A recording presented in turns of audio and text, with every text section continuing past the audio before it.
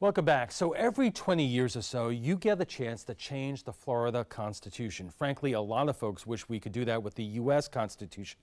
But that's another show. There are 37 members of the Constitution Revision Commission appointed by the governor, the president of the state Senate, Speaker of the House, and Chief Justice of the Supreme Court. But because Republicans control the governor's mansion and the legislature, most members of the commission are Republican. The chairman, the Suncoast's own Carlos Peru, for the last year, he and other members have traveled the state, gotten input from the public, and have just completed the process of deciding what gets on the ballot this November and what doesn't. A ballot question needs to be supported by 60% of voters to pass. And joining us like he did at the beginning of the commission's work are our Chairman Carlos Peru and Frank Alcock, a political science professor at New College. Gentlemen, thank you very much for joining us. Carlos, this only happens once every 20 years, so did you enjoy the process? I did enjoy the process, but I enjoy traveling around Florida and meeting a bunch of folks, because I've done that twice now. This was less expensive, by the way. No commercials either, and no speeding tickets? No speeding tickets. Okay. When you look at the coverage of the process and the final product, I guess the biggest criticism of it is the bundling of the questions on topics that would seemingly be unrelated to each other. And I remember, and we'll show you, that when we did this show at the beginning of the process, that's one thing that we talked about, and you said this. I'm curious to see whether or not they take something that they don't think might get the 60% and sort of slap it together with something that sounds very appealing to everybody in terms of gaming it. They don't know what they're doing yet, and it's unfair. You know, Carlos is in a position, he's just managed the whole thing, but it's something to look at in January. I think you're right. We obviously can do. I don't think Floridians stand for that stuff. They want to know exactly what they're voting on and not tag it on like they do in Washington and Tallahassee with 97 other things. So my inclination is to do single purpose. I like that inclination. That's my inclination. What happened? Well, the process works, and I don't control the style and drafting committee. So when you made up of a group of 37 individuals, pretty strong-minded, some of them, you let the process go. And we limited the amendments to one or two things in each one, not 15. So I think they did a good job. I think that they worked hard at it, and this is the outcome. And there is some single item things that we put on the ballot. Right, and we'll go over those too. But when you look at a question or a bundle that includes banning offshore drilling and banning vaping, they are seemingly unrelated as to possibly confusing the voter. Well, at the end of the day, to me, it's not confusing. The voters are pretty smart. With early voting and such, they have plenty of time to digest. Our stuff will be out in public tomorrow. They have 6 months to get familiar with ours. There's no secret on what they're going to vote for in November. They can study it endlessly. Frank, this is what you were concerned about at the beginning of this process, and in fact, this did happen. It's happened with commissions in the past, and I know that there's an efficiency argument out there, and I know this commission has argued that there are some relationships between the bundles that they put out there. In the vaping drilling, I think the rubric, or sort of the message, it's clean air, clean water, but I can imagine there might be some people out there that understand that there are health risks that have been documented for indoor vaping, and they want that ban, but they might not want a drilling ban. I'm not sure how they vote if they have one thing or another. I tend to think that most people are going to default back to the most threatening thing in each particular bundle. And so while you do sometimes package things that are related together that I think you would find most people voting the same way on, and I'd understand that. We've seen that in the past. I think that on the education bundles, there are a couple of pretty significant changes that are tacked together with things that are pretty popular, and I think that's where the resistance is going to come from. I agree. Was there I mean, I know you were not on that subcommittee, but I mean, were these things done deliberately in terms of something that many people would support, but then many people wouldn't support, and that kind of... I guess you'd have to ask the people in those committees, because I wasn't at those committees. So my understanding is style and drafting, you had to get the votes to get things out of style and drafting in the form they came.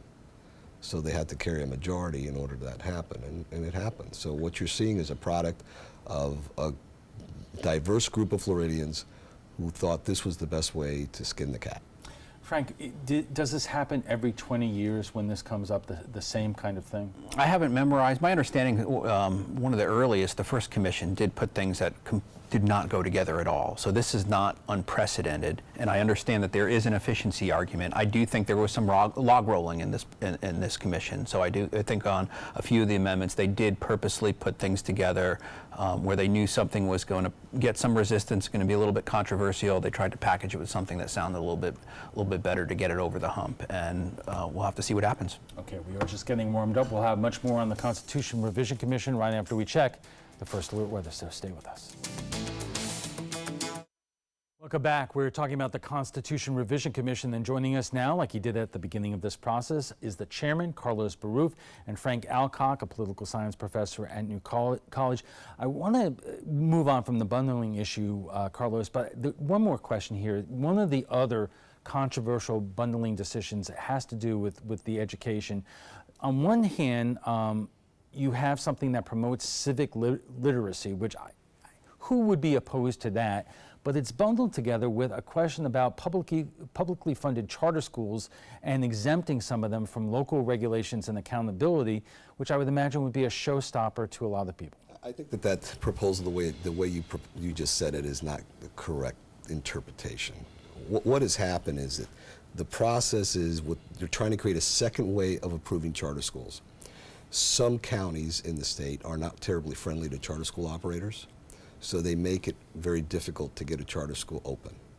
So what the group that was behind that is trying to do is make a state agency and create competition, because at the end of the day, that agency may carry more credibility. You know, former Governor Bob Graham has spent a career promoting civic literacy. He actually literally wrote the book on the subject. Okay, his comment was that he's going to end up voting against that amendment because it is surrounded by what he considers to be bad policy. Well, that's his opinion, and that's why we live in a wonderful country where everybody can have one.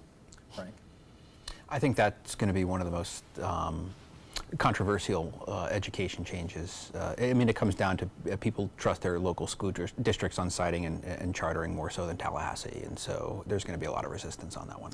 Carlos, what was the one proposal that was the most difficult to deal with, that produced the most public outcry and the most heated debate?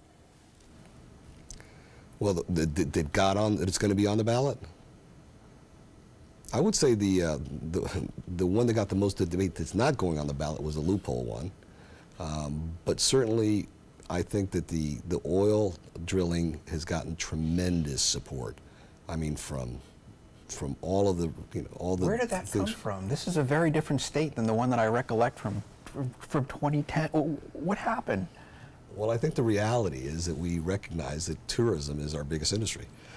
Tourism was our biggest industry in 2010. No, something has changed. Agriculture was biggest industry in 2010. Tourism took over in about 2015. So it is our largest and then there's also the fact that there's not a lot of oil in Florida. Yes, I know that. Okay, so he wrote the book on that. Okay, yes. Exactly. So we all knew that in 2010. Exactly. Too. So the difference is the environment has changed, and we recognize that it is an important thing to do. You brought up the issue of the loophole, and to our viewers watching this right now, this is an arcane part of election law in Florida that up until now, if there is, let's say you have a race for whatever office, and there are only 3 Republicans running in the Republican primary, but no Democrats, anybody can vote in the Republican primary for those 3 candidates unless somebody signs up to be a write-in voter. Or an independent, right. And I know a lot of Republicans and Democrats together who wanted to get rid of that. This was the opportunity. The commissioners who were there 20 years ago said it was a mistake, it was a loophole. Why did that not get fixed? Good question, because I voted for it, so yeah, that's the answer. I mean, it wasn't something, the loophole was created, I think, as a political stunt. So I think it's a good change. It's a modest, good governance change. that should be approved or put before the voters on the merits. But if you disagree on the merits, I still think there's a principle here. This is a change. The intent of the last Constitution Revision Commission was not to include write-in voters. That's not competition. It was approved by the voters. I think everybody knows that it was it's a political stunt with the intention of parties keeping control. It's not necessarily just Republican parties, Republican and Democrat, but it was something that it took 20 years for us to fix, and it looked like it was going to get put before the voters again. And so having that not make the threshold is, I think, for me, one of the biggest disappointments. Frank is completely right, but the one thing I want the viewers to understand is that both sides, the Republicans and Democrats, the Democrats fought to make sure this didn't get passed, by the way, because I was there watching the debate. But I know of at least some cases, one in Sarasota County, one I believe in Pinellas Hillsborough County, where the current system kind of wreaked havoc in terms of an election coming up. It happens. It's a shame. I'm disappointed in the commission for not voting it. And Carlos is right. The 3 Democrats out of the 37 that were on the commission, they cast some votes against this as well. Greyhound racing, Carlos, you said earlier today that was one of the proposals out there that really resulted in the most heated kind of debate. It was, and it was in every city, which I thought, now, and some of them were repetitive, the same people, but there was new people in every city from both sides. So you sit there and you listen to testimony and you go, this can't be all bad. Why are these animals not being taken care of? And you go back and forth and you're putting 3,000 people out of work, because that's how many people rely on racing in the state of Florida. So that's a lot of people. But it was very passionate. So where do we go from here? Obviously, this is going to be on the ballot for voters in the fall. Does the commission go out and try to educate the public, campaign for these proposals? I don't know if campaign is as much as educate, and we've offered ourselves to talk, like here, to come here and talk to you and educate the public about the process.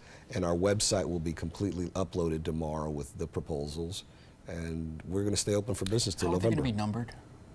6 through 13. So they're just going to extend after the first 5? Correct. Okay. Correct. And Frank, what 6 through kind 13. of I actually have them. And what kind of campaigns are going to pop up likely from different interest groups to either defeat or try to get these proposals passed? A very good question, Alan. I think you're going to have certain interest groups. I imagine there's going to be campaigns on both sides of the Greyhound issue. I imagine the Florida Petroleum Council will push back on the drilling one. The charter school. The education FEA is going to be resistant. Not only is it a charter school, but the supermajority votes for increasing fees. They'll be pushing back on that one. Where do some of the broader Republican or Democrat groups go in terms of a message for the entire slate? I don't know. It's just too big and too complicated. And in addition to the 8 amendments, including the bundled ones that the CRC has put on the ballot, you've got another 5. And I think actually in terms of significance, at least 3 of the first 5 might be more significant than the ones that the CRC put on there. So there's going to be a lot on the ballot. And how much money is likely to be spent on pushing or opposing these questions? A lot. I don't know. Actually, on any particular amendment, I'm not so sure this is going to actually match what we've seen on some of the really controversial changes in some of the other ones. Collectively, you're going to see $30 million. Okay. Collectively. Carlos, Florida is the only state that does this way. Is this the best way to revise a state constitution to better reflect the times? I think every state should have this process, because it does give an opportunity to stay modern. As you know, there's 3 ways to change our Constitution, right? And this is just one of them. But this is the one where the public has the most input, and you don't have to be, you don't have to be in the know in Tallahassee to move an agenda item. All right. We have to take a quick break, and we'll be back for final thoughts in a moment. Stay with us. And our guests join us right now for final thoughts. So, Frank, you are the interested observer. This has kind of been like a hobby for you for the last year. Now that you have seen what the product is, what are your thoughts?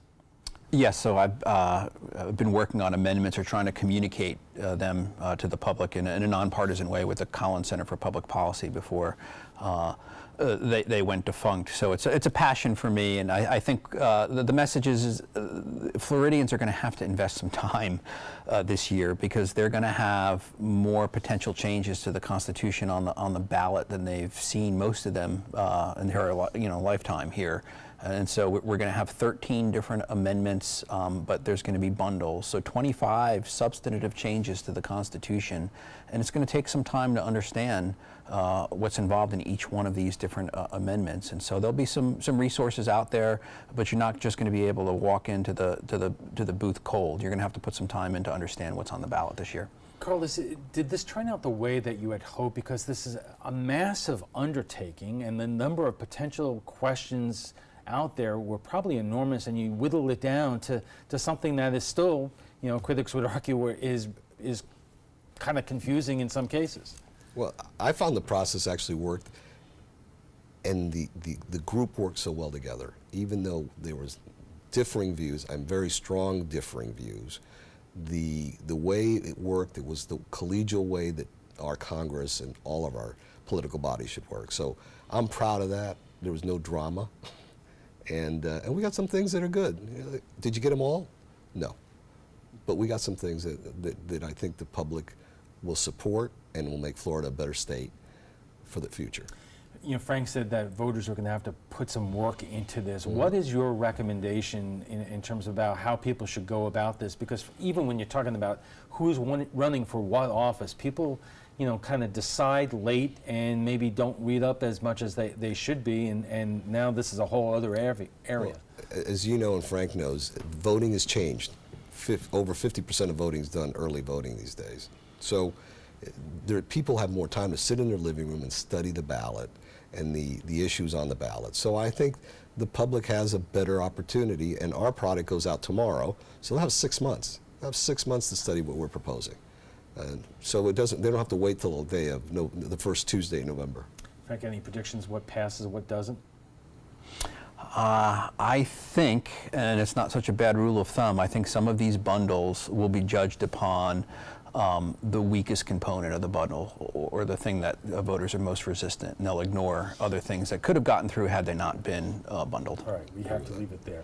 Before we go, we want to share with you what some of you had to say about last night's show on cell phone outages. About a month ago, Floridians who use Verizon, ranging from Tampa to the Suncoast, lost cell service for hours. Many of us are so dependent on our phones, losing cell service can make you go just a little bit crazy. We asked you on Facebook about what your backup plan is when you lose cell service. Michelle says, this is why I still have a landline. Those cell phone towers will be the first to go. And Steve says, go out and enjoy the peace. Hear, hear.